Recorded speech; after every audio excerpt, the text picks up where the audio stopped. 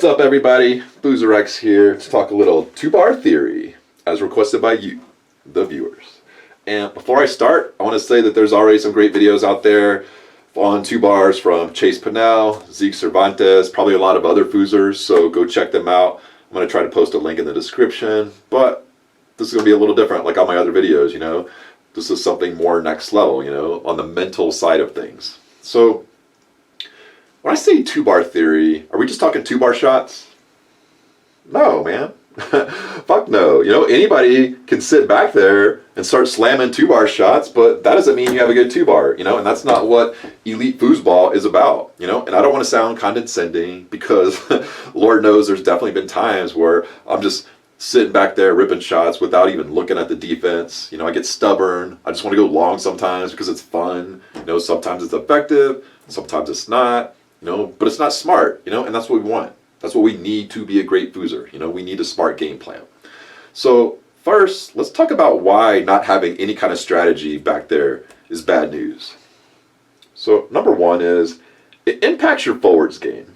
I know, weird, huh? You know, some players are probably thinking, watching this, like, I'm clearing the ball, you know, isn't that all I need to do? You know, I'm not getting stuffed. Yeah, man. If this is fucking rookie doubles, then sure, that's all you need to do. Pat yourself on the back. You know, this is an offensive weapon right here, you know, and if you're happy to just be slapping it past their zone, you know, get the fuck out of here with that weakness, you know. I don't want to play with somebody who is just happy getting it past the 3-rod or even getting it past, you know, the front zone. I'd rather have, like, Baller back there at least, like, getting stuff, trying to be a man, you know, rather than having somebody just slinging it all over the place out of desperation. So, again, as a forward, like, how does my partner's 2-rod impact me? Well, part of being a great foosball player is knowing how to predict where the ball is going to be on the table. So we can catch loose balls, you know, we can get quick pickups, we can be ready for ricochets off the back wall. So as a forward, we can't do these things if we don't know what kind of garbage is flying out of the back. You know, when it's a set shot, it's a set series, you start to get a feel of where the ball is going to be, and that's going to give you extra possessions, and it's just going to overall make the game flow a lot better for you guys as a team. You know, it's not sloppy foosball when we play smart. You know, we don't want sloppy foosball. And number two, you know, smart chess is setting your opponent up for stuff, you know, grooming them to open up holes that you want to hit when you really need it. You know, it's also about staying in control. If you aren't shooting with a purpose, then you're at risk to get dominated by your opponent. You know, it's just like when you're shooting with a 3-rod, you know. If you run up against a goalie, you know, a defense that gets in your head, they're going to start dictating things, you know, and it's going to be a long match for you. So if you're not shooting in a series, you're not working different holes where everything looks the same with the same takeoff, you're eliminating the mental edge that you have in this game. And next point here, and this one's kind of critical as a goalie. If you're not reading the defense, and if you're staring at the ball when you have it on your 2-rod, you know, you're moving it around and you're looking at the ball as you shoot, you know, without looking at the defense on all 4 rods, you know, that's not smart foosball. You know, we have a name for that. It is called hit and hope. You are hitting the ball and just hoping for a good outcome. And there's a lot of players who hit the ball hard, but if you look at their eyes, they're staring at the ball the whole time. They're not even looking peripherally down the table. They're just looking at the ball, you know. That means they're not reading the defense. So no, you know, I don't give them credit. I'm sorry, but I don't. If you want credit for having a good 2-rod, you set it up, you look at the defense, and you go. You know, you read it. You know, you set people up, you know. You exploit the defense. So I'm here to say that when you take your time back there and you work the series, you can absolutely control the match from the pits.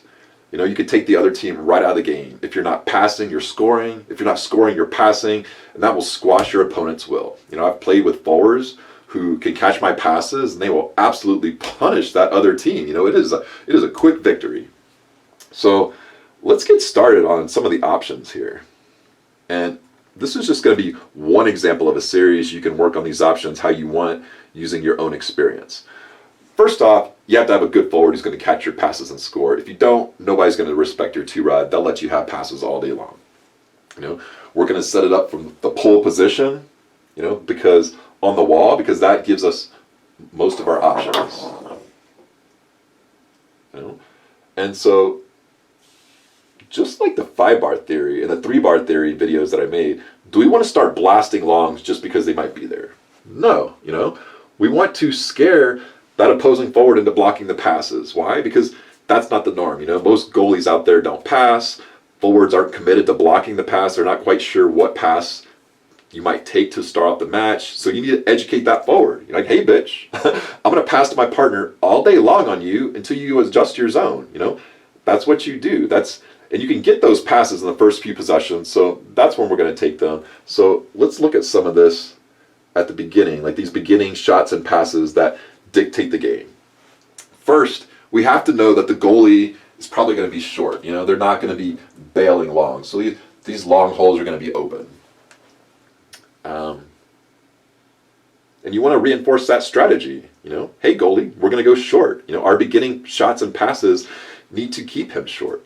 You know, we know we're not going to score those beginning shots short, so let's look at some passes here. You know, here's just a random kind of zone I was just looking up on YouTube before I came over here. I think it kind of like cuts down some of the basics here. So we'll just start off with, you know, a pass.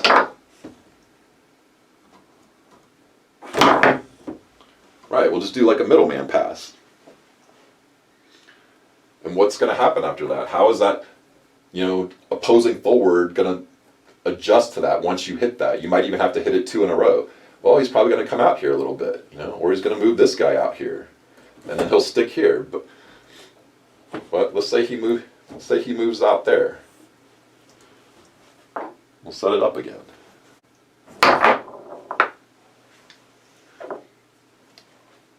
All right, so once you've got some of these, now you can look at the long, you know, but because you've conditioned the other forward to block the passes in the short, the goalie's still not going to be bailing, and now your shot has to kind of look short. You know, so now maybe he comes up here. I don't know, I mean, you could have anything here. So you can go long with a spray long.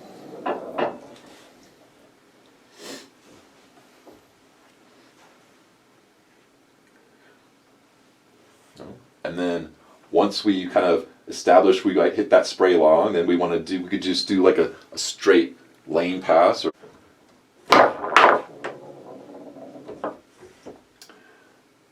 Alright, and once we have thrown out a couple passes and shots, like we know Big Daddy's going to be there because they're just worried we know Big Daddy's going to be there because, you know, they haven't seen it yet. They're worried. They're so focused on blocking all this stuff right on this near side of the table. That's when you can bust out Big Daddy.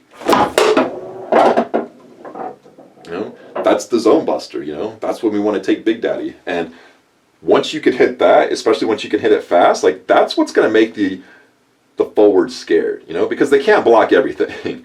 And once this guy has to come way out here, I mean, look at all this. It really opens up the table there. And then you got to have Big Dot. You got to have Big Daddy back there. You know, you have to be able to hit this at a fairly high percentage because, you know, it's out there. It's deep, and it needs to be one of those pre-programmed shots where you see the men on Big Dot and the 5-row, and you go. That's fucking dirty, huh? And even though you'll see, they'll even creep out. Like, you're not gonna hit that on me. Bullshit, motherfuckers. Eat your fucking spinach.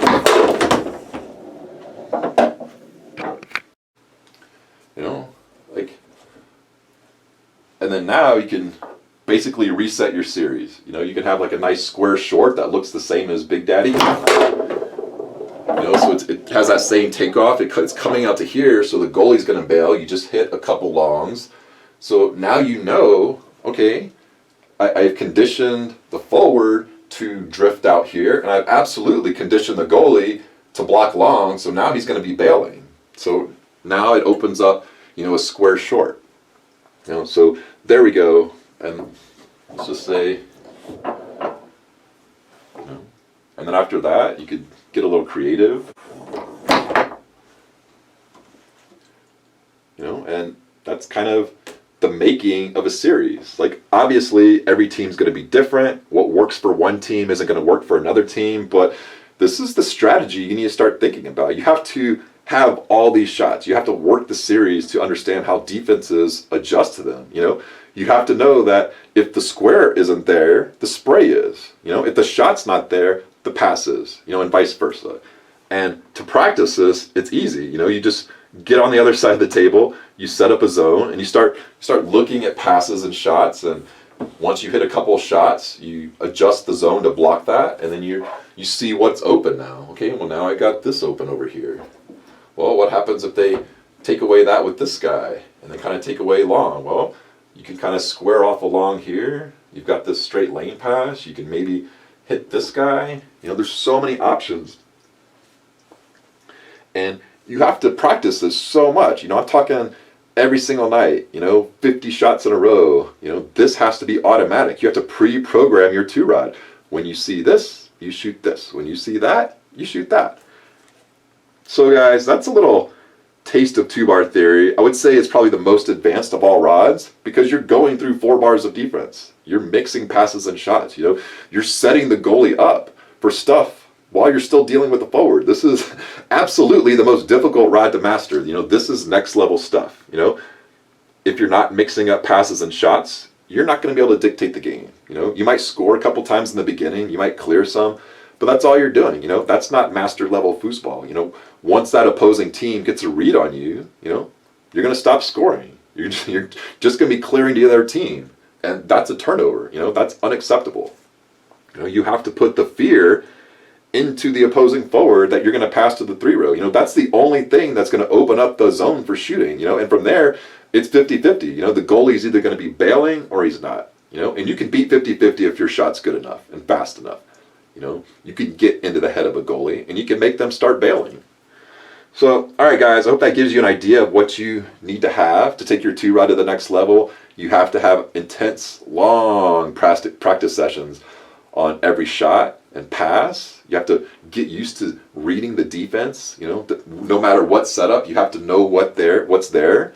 You know, and this is what you need to develop a top goalie game. And trust me, like, this isn't normal. You know, excellence is what we're striving for here. We want to take this part of the game to the next level. I mean, have you seen Ryan Moore in the pits? You know, he puts the fear of God into every team he plays. You know, he pretty much throws all the rules out the window. He just goes long 80% of the time, and it's so fast. It's so long. You know, it takes 2 or 3 bombs before the defense begins to adjust, and when they finally do, it's just another shot. It's a wide open pass. It's ridiculous, and that's what we want. You know, obviously we're not going to have his long, but we can still work the 2-bar just like he does, just in different ways.